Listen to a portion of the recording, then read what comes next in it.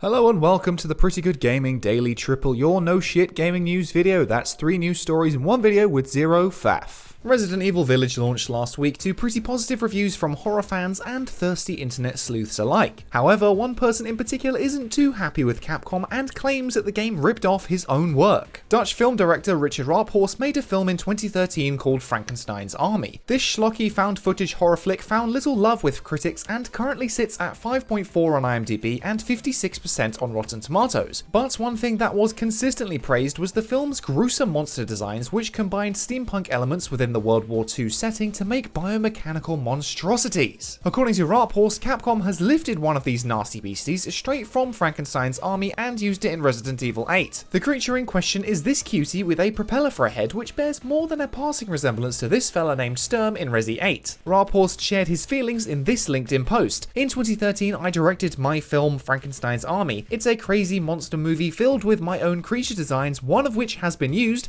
completely without authorization or credits, in the newest Resident Evil game. He attached these images which highlight the clear similarities between the two creatures, though there is a distinction to be made that the Resident Evil version isn't actually propeller blades, it's chainsaws. Capcom really just love throwing chainsaws at things. This ugly bastard still gives me the creeps.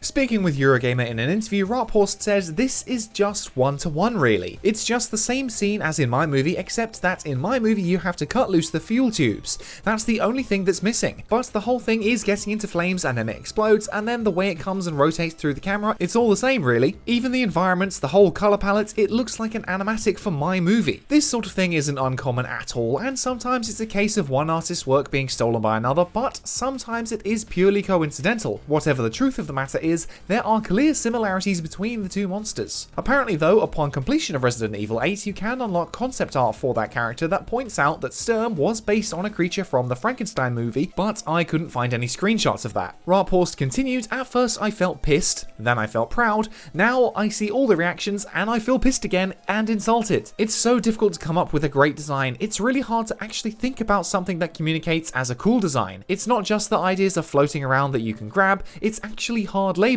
Then they just grab it, put it somewhere in the game. It's creative abuse. If they asked me, hey Richard, we'd love to have your design in our next Resident Evil and we'll give you credit or some kind of royalty payment, I would have been honoured and flattered and proud. It would have been a super positive experience. Personally, I don't see this going much further since Capcom is such a huge company, but maybe it will be settled with a little payment behind closed doors. The biggest problem with these things is determining if the supposed offending party had prior knowledge of what they've allegedly stolen. If the concept art directly references Raaphorst's work, then that's abundantly clear. Then it's a case of properly crediting or compensating the original creator, but I doubt that will be anything significant. What do you think? Is this a blatant ripoff, or is this just two monsters that happen to be a bit similar? And to quickly wrap things up in other Resident Evil news, Village has already shipped 3 million units globally and, unsurprisingly, topped the UK physical game sales charts. And next up, Resident Evil was reviewed very well on the new generation of consoles, but it's less clear how well it runs on old hardware. This is troubling because most people will still be using PS4s or Xbox Ones until they can upgrade to the next generation,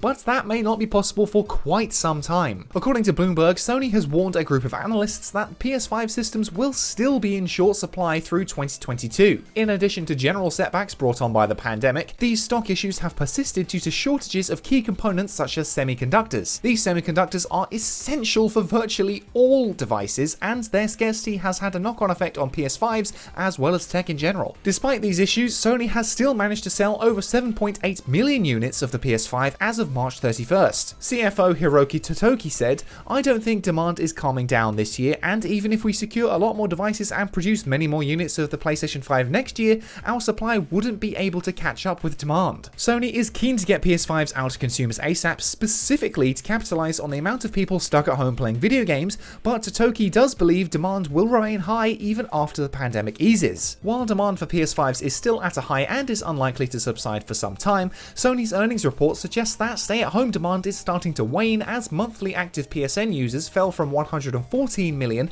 to 109 million between quarters. For me personally, I'm not remotely stressed about not having a PS5 for now, since there are a few games that I'm desperate to play. When system-selling exclusives like Horizon Forbidden West or God of War come out later this year, assuming of course that either of them meet their release dates, which I seriously doubt, I'll consider getting one, but until then I'm content to wait. But like I said, I doubt either of those will meet their dates, especially not God of War, so I've got plenty of time to save up. On the topic of PS5 games, I'm sure some of you would point to Returnal as a good reason to get a PS5. While the game reviewed well, sitting at an 86 on Metacritic, with praise being given to its story, visuals, and extreme difficulty, the game actually saw an 84% drop in sales for boxed copies in the UK, leaving it at number 15 on the charts in just its second week. People who play it really like it, but there's no getting around the fact that it is a pretty niche game and most won't appreciate it, so it's not a system seller. I'll probably give it a look when I eventually get a PS5, but I'm in no rush yet. And finally, Baldur's Gate Dark Alliance is a game I have very fond memories of when I was a kid, playing with my brother on the GameCube. He played the human man while I was the dwarf, and we had an amazing time. In a surprise move that came completely out of nowhere and nobody had any idea was happening,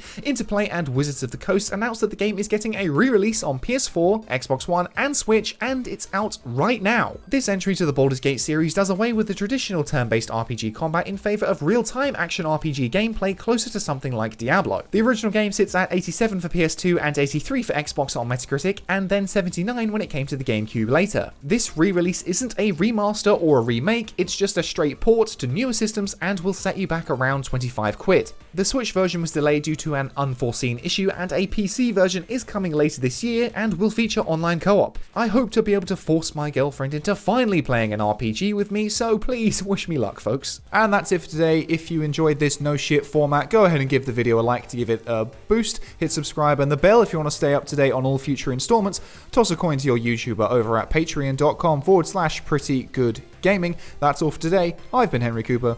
Bye for now.